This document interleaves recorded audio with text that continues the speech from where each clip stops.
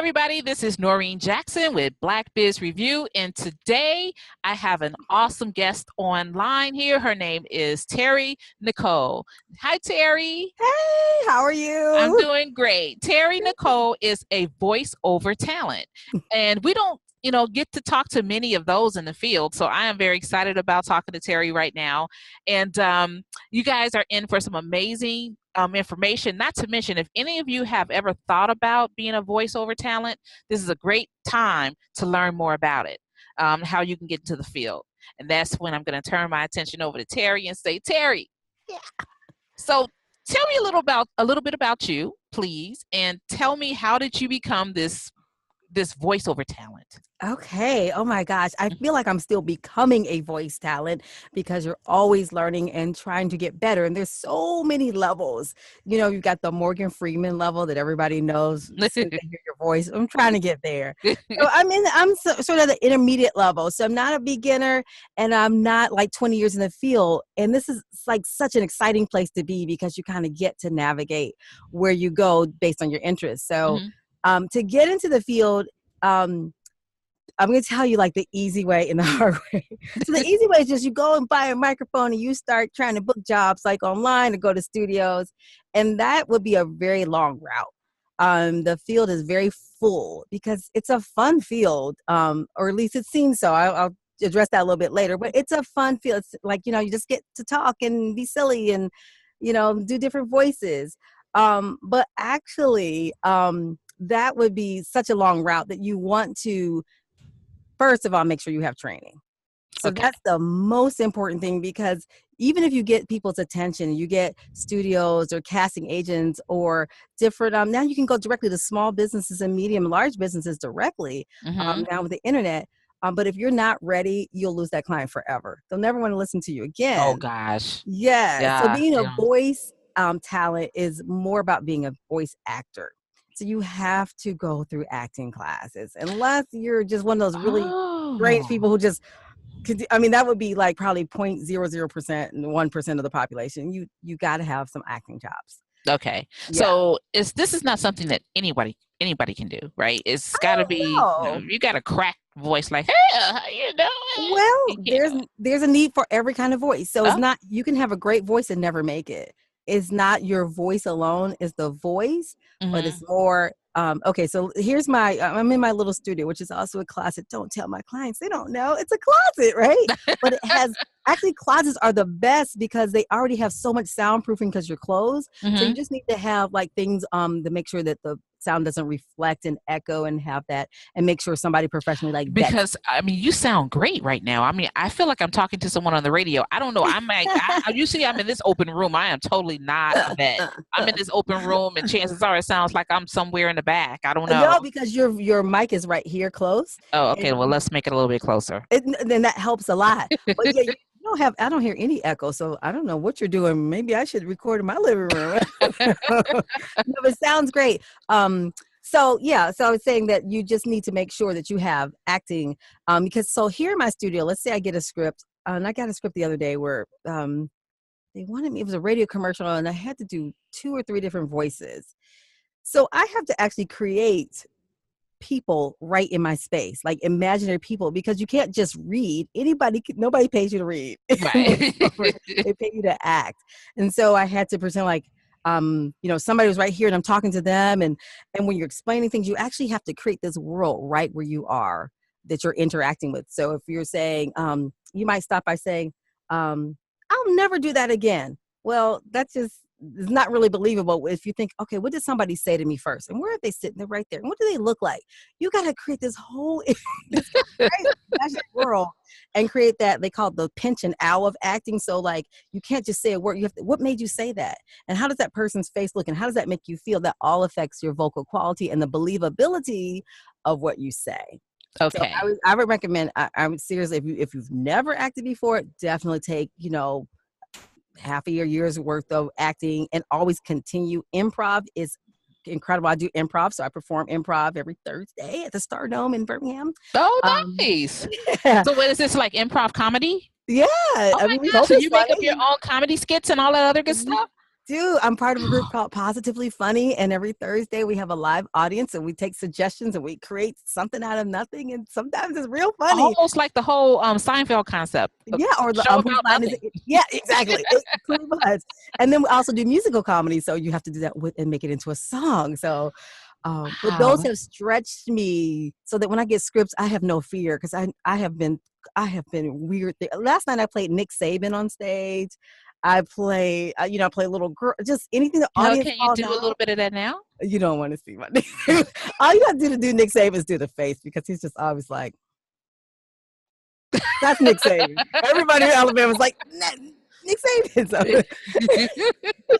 he never smiles. He's just like, like you won the most prestigious championship ever. He's like, yeah, the guys came together and it's a process. Think, smile. So I say that. So acting is extremely important. Other experiences. Matter of fact, the higher you go, the more agents and things want to know that you're a serious artist, that you take your craft seriously. So Okay. there's a ton of people all over the world now who are your competition who can go on eBay or Amazon, buy a microphone, hook it up to the computer and say, I'm a voice artist. So you want to clear that hurdle so that you are taken seriously as somebody who cares about your craft. Right. So if I wanted to do it, make sure I take some kind of acting Yes. classes, because I'm Yeah. sure it's just not going to do it. And Right, then, right. yeah. Okay. And it's funny because I think last year I was going to take, 'cause I used to want to be an actress, right? I'm like, I wanted to be a lot of things. I wanted to be a, Me a, too. a news reporter, an anchor Me person, a too. Oh DJ, my all gosh. those things because I felt A like I could do it. And Yeah. I think I would have been, I look at TV and I'm like, I could do that part. Man, I could Right. cry I right got now if I want to. Yeah. I cry all the I time. cry all the time. I'm an expert at crying. I can cry. Shoot. Nothing. Yeah, it ain't nothing. Shoot. I can laugh, cry, be mad all day. Right, So, right. so yeah. So I chickened out. I think I Okay. even saw how much it was or something, and I was like, maybe Mm-hmm. no. Someone discouraged me. Someone told me. Ah. I said, I think I want to take some acting classes, and they was like, you don't want to do that. And it was actually a pastor that, because I guess he thought I was going to be this what do you call that, a coach, like a like Yeah. what do you call that, coach, life coach or whatever. And Okay. I'm not one to be a life coach because you with a life coach, you know what happens, you're What? trying to get people to figure out the things for themselves. I tell you Mhm. what to do. So girl, don't do that, do this. So It just removes the whole process, right? exactly. Okay. So back to you, my dear. So what were some of your challenges in moving into this field? Did you have a lot of challenges or Oh did you my just fall into God. it? I love that you led into that with your story because that's when you said life coach and people discouraging you. So I remember the first thing I ever wanted to be as a little girl was an actor. And my parents were like, lawyer, doctor, teacher, which one? Like, Pick one of those. yeah, pick one. I'm from an African American family. They're like, look, we have worked hard for you to not be no actor. You better be something. Pay us back something. So I remember my father was like, you don't want to be a no, he didn't say that's when I wanted to be a teacher. He didn't want me to be a teacher actually because he was like, they don't make money. And I was like, oh. And that's what I did with my life. I actually became an educator because I was acting and then I had a chance to do what was it called, actor teacher role. So it was a school residency. You would go into school every week and you would take all your props and you would teach. The teacher had already taught like Shakespeare, so they had already done like Romeo and Juliet or Julius Caesar. And Hmm. it was also classic literature. So like middle school was like Glass Menagerie, Raising the Sun, and little kids were like Snowy Day, Where the Wild Things Are. And you would show kids that literature and plays especially weren't meant to be read; they were meant to be seen and experienced. So Hmm. you would get up and act. That you would give them costumes and swords and teach them how to sword fight, and you would act with them, and then you Ah, would let them go act. It was a glorious, wonderful job, and that's when I discovered like I really love working with people. I like working with kids, and so that job paid like nothing. So after a it few never years, does. You got to no, solve a real problem, lady. Solve a real I problem. know, right? Exactly. So I became a teacher and I stayed in that field of teaching. I really adored teaching. I felt effective doing it and I enjoyed it and it was good. And I did that for probably 15 years before I decided I was going to go. I had an awesome opportunity to spend a year at Harvard and I was like, who says no to Harvard for a master's, right? It's like Right. And so I went, and intended to come right back to my teaching job. And my friends were like, nobody goes to Harvard and goes back to what they're doing. You need to go try something. So I consulted, and I really didn't love it. It was a great experience of traveling, but I didn't love it. But I had been doing teaching education. So I was like, well, so then even after consulting, I was like, took a year off to soul search. I really did. I was like, what do I want to do? Like, my life is I'm going to be 80 one day, and I want to look back and be like, all right, I don't want to have regrets, like even if Yeah, I yeah. failed, I don't want to have regrets. And so I went and I started doing a PhD program at Georgia State. And when you talk about hated it, it wasn't Georgia State. It was just like, I would look around the table and everybody's eyes were lit up. And I was like, are y'all for real? Like, y'all really, doing these 4-hour conversations about this minuscule topic that I don't even understand anymore because I'm so tired of talking about it. Like, okay, I get it. So I was like, I don't think. And I would actually, I would actually pass the drama school on my way to class. And one day I said out loud, I was like, that's what I really want to be doing. But I didn't think about it. I didn't think I owed myself to explore it. So I just kept going. And finally, I got a life coach right around that time. Life coach, people. Go ahead. What? You need a life coach. You don't have one, get one. Successful people use life My coaches. gosh, because you just are so programmed to think certain ways based on like how you're raised and people in your environment and just your own self. And she said to me one time, like, you have to do a lot of writing and thinking about what's your perfect life, what's your perfect day, if age and money and time made no difference, what would you be doing? And you write all this stuff, and she goes after a couple of months, she's like, you realize there's nothing in here about education or teaching? I'm like, yeah, and I'm looking, I was like, oh my, it's all about acting and dancing and theater. And I didn't really know too much about voiceover at the time, but I was like, write that down too. And she's like, Terri, just because you're good at something doesn't mean you have to do it. You can create your own life. Exactly. I was like, for Wow. real? Yeah. Nobody ever told me that. I mean, it was like, it sounds so dumb, like, but I think that's what the beauty of a life coach. They can tell where your thinking is blocked and help you open it up. And I was like, so I could drop out of this program. I don't have to keep going. Because I was thinking, I hate researching and writing. I mean, I like, but like as a full-time job, I was like, I hate it in grad school, but this is going to be my life because this program was to get you to be a professor. So it was it was fully paid. They paid me to go to school. Wow. But I was like, I want to do what I want. I don't know if I'm going to fail. And so I dropped out. I mean, I resigned and just like, stop coming to class. I'm like, I actually said, you know what? Something else is catching my attention. I can't devote my time right now to this. I may come back to it later, but thank you for the opportunity. Then I just took classes. I got a coach. And just kept going with it. And I was broke for a little while. I was really, really broke for a little while. Wow. Wow. So you were broke for a little bit, but it's okay. Yeah. Now, and so right at that point when you were going, you said, okay, I'm not going to do that. And you took that break. Yeah. How did you transcend into the voiceover thing? How'd you get there? Yeah. So like I said, I had a coach, not the life coach, the voice coach, which I took a class and I loved the teacher. And I said, do you coach? She's like, not really, but I'll give you a discount and see how it goes. She had been doing voiceovers for 30 years. So she knew, I mean, she was classically trained. She had MFA, Master of Fine Arts and all that. So she was, Gloria Mason Martin. I love you if you're out there. She's amazing. And she works out of the Lions Theater too in Atlanta. Anyway, so we coach, and she would not only coach me, but she would tell me, like, give me insight and what else I could be doing, because you got to work hard on your own. So the big gold stars kind of thing you need in voiceover is your demo. If you make your demo too soon, you've wasted your money. And if you keep taking classes for 20 years, you're wasting your time. So you got to have somebody you trust to coach you around. I would definitely recommend a coach you stick with that you can afford, because they can be pricey. Voiceover coach. What? Do you know there are people who charge $200 for 1 hour of coaching? Wow. Yeah. And you can get somebody like, my coach started off like, I think she gave me a break like $40 an hour, which I could do. Yes. And how long was it? Was it for an hour? Did you go like? It would be an hour, but we had a great relationship. So we would talk further. Like sometimes I'd be there 2-3 hours, just talking to her. But that's not normal. I was very, very fortunate. Okay. And then she said, I think it was about 6 months. I thought like, I think almost all artists or people who want to be artists think you're just going to get discovered. You're going to get discovered. Nobody's known about you. As soon as you come on the scene, honey, that does happen, but to very few people, Oh, right? So I wow. don't want to tell nobody no, I'm but gonna be discovered.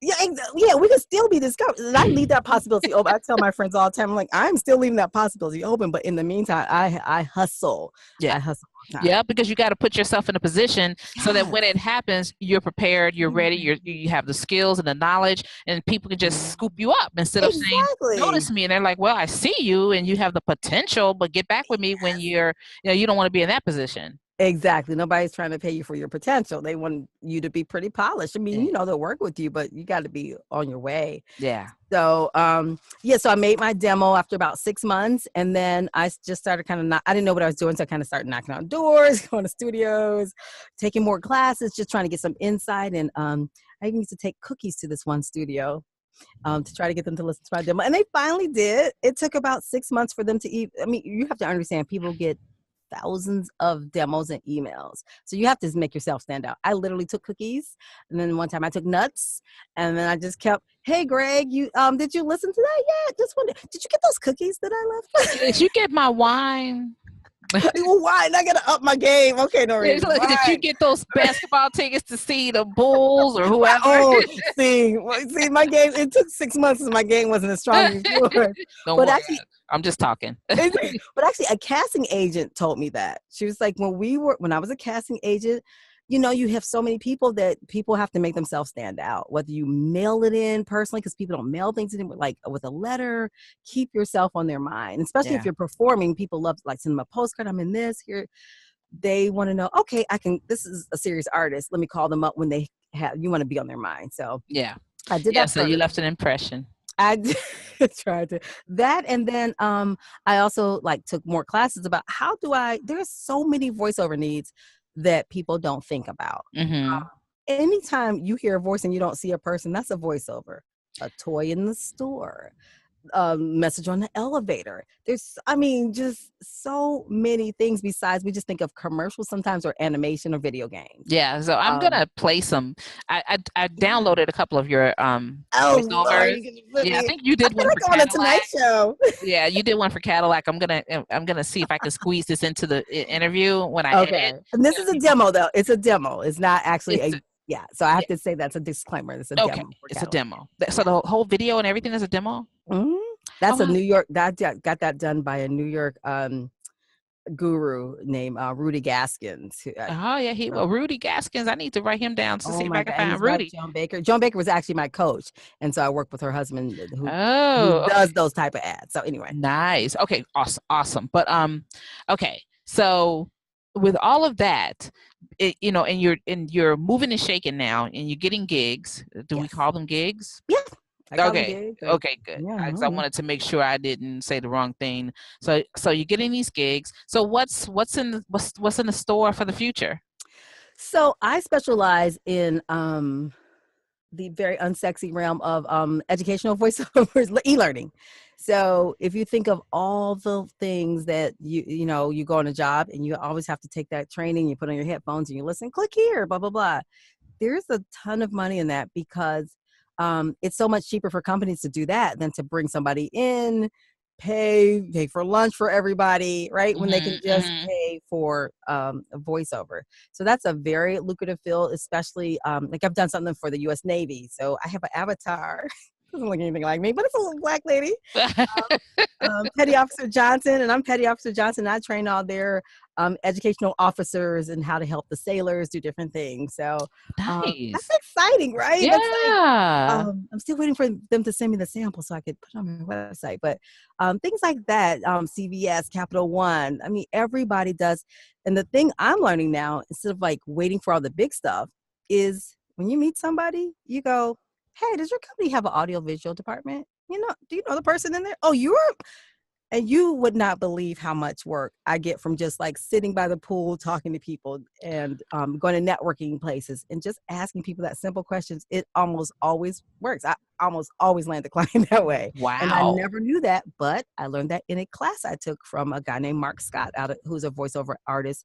Um, who's out of Canada, and he does a lot of educational stuff about the marketing side. See, everybody wants to do this, but there's a whole, I do way more marketing than I do talking on the microphone, because that's, you got to keep, because remember now, once your client hires you, then they're off to do something else and they're done with that project. They might not have a project for another 2 months. So you're going to Yeah, just yeah.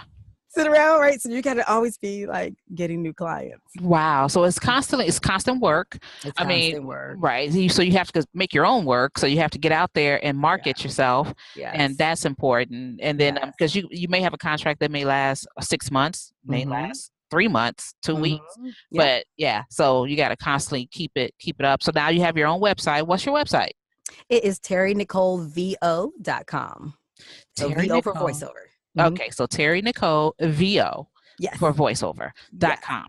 Yes. Awesome. Now, what's your plans for the future? What does things look like for you in the next few years? I should bring out I have a vision board right over here. Oh, bring it out. Let's see it. That's more about my personal romantic life. That's for another show. Oh. Yeah, I host for that show too. No. Okay, we'll talk. Well, I think one of the things I want to do is more work that I'm passionate about. So I'm very, one of my life goals is philanthropy. And so now my goal is to line up more places like American Red Cross. I'm working on getting them as one of my clients, and places I feel really good about. And then I'm gonna be honest. I know this is super oversaturated, but I love video game voices, like that kind of like That's interesting. New age voice. Like I just, do it. Let's hear it. Oh my gosh. I'm like I said, I like it, but I really don't know anything about video games. So if I choose, so here's the thing about voiceover. There's like 15 genres of voiceover. There's commercial, which everybody knows, right? There's animation, there's video game, which is different from animation, even though they're both animated, they're totally different genres.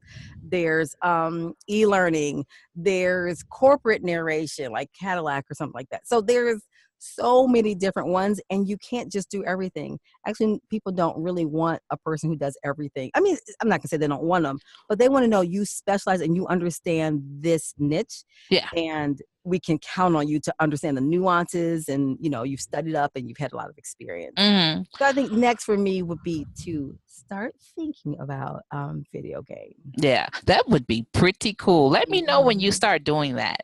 Yeah, I will. It's not in the near future. It would be 6 months out that I would even start the journey, because I'm kind of like on a roll with what I'm doing and building up a clientele. And it takes time. People say, one guy says like maybe every 18 months, think about adding a different genre. Don't try to do it all at once. Okay. Wow. Yeah. Wow. I mean, it sounds so much like fun. It's work. I think that if it's anybody out there who's interested in voiceovers, guys, you really should think about taking those acting lessons. That's a great start. Look for something you can afford. They may even have community colleges that offer acting lessons, so that might be even cheaper for you. What do you think? Do you think they have that for community colleges may have? Community and also community theaters. So sometimes you can take a class and then be in the community plays that will give you a chance to actually perform and learn how to do a convincing performance. I mean, those are anytime you can be in something where you perform, it's going to grow you as an artist. And let's demystify something, because one of the things I used to always say is, forget it, I can't do it, because everyone who acts can sing. Well, that's a lie, because Carol Burnett could not sing. Right. She was funny as all get out, and she was successful at what she did. So if you can't sing, do not let that discourage you. There may be one or two things you can't do, but you can do others. Focus on your strengths. Am I right? You're absolutely right. There's so much to do within what skill set you have, that don't worry about what you don't have. Yeah. Excellent. So before we leave, I always ask my guests to share some inspirational message or positive message to leave our viewers with, something they can walk away with and feel inspired and motivated. Yeah, I think I want to say, like, going back to your story, you said like someone said something to discourage you, and I think that's actually a great thing, to be able to get over that and to realize, like, no, everybody's not going to believe in your dream. And you're going to feel crazy some days for having it. I mean, I have a master's degree in education. And we were like, even I'll give you this little story. So I worked for an international firm when I was consulting. They worked in Mhm. like 46 countries, and it's a pretty prestigious job. And Mhm. when I left, and they were like, so what are you doing now? I was like, I'm voiceover. There was just like these weird looks, like, oh, boy, okay, that's nice. How about they call me this week because all their stuff is in a British accent, and they want to do all their videos over in English, and they're like, we want you to be the voice of our organization. Now I've been gone from them like 5 years, Mhm. Mhm. and kind of, I'm not gonna say they laughed at me because they didn't. They're very supportive, but I could have felt very silly leaving something very stable and venturing out, but instead, I just, I know it's such a cliche to say, believe in yourself. Like if you have a dream, write it out, and even if you fail, hey, when you're 80, you won't look back and go, "Oh, I probably could have made it." You'll be like, "You know what? I tried that. It was kind of fun, and I went on." Um, Mhm. I would say take the chance and fail. If you're gonna fail, fail big. Have fun while you're failing, and look at Mhm. everything as a learning experience. That's great advice because people take it so seriously, and sometimes Mm-mm. people try and then they fail, and then they That's feel like it's okay. the worst thing in the world. It's not the worst thing in the world. Mm. The worst thing in the world is to die not Oh trying. So gosh. you just heard her, Terri Nicole, voiceover talent. You can be that too if you really want to, and look her up. She's at, once again, what's all your contact information? TerriNicoleVO.com. And you can email me and ask me questions. I'll be happy to converse with you at TerriNicoleVO.com. And that's Terry with just 18 ways to spell Terry. Terri. There you go, guys. Terri and I, we're going to finish talking. We're going to leave you to whatever you're doing, and we're going to finish talking. But thank you so much for joining us, and Oh, thanks for having me. we look forward to having you again on our with Thank our next you. guest that's coming up. And Terri, we're going to have you back because I want to see where you're going to be in the next couple of years. So we're Thank definitely going to have you. you back on, and Okay. you may even hear Terri's voice on some of my commercials. So talk to you guys later, okay? Thanks for Bye, joining Black everybody. Biz Review. Thanks, Terri. Thank Bye. you. Bye bye.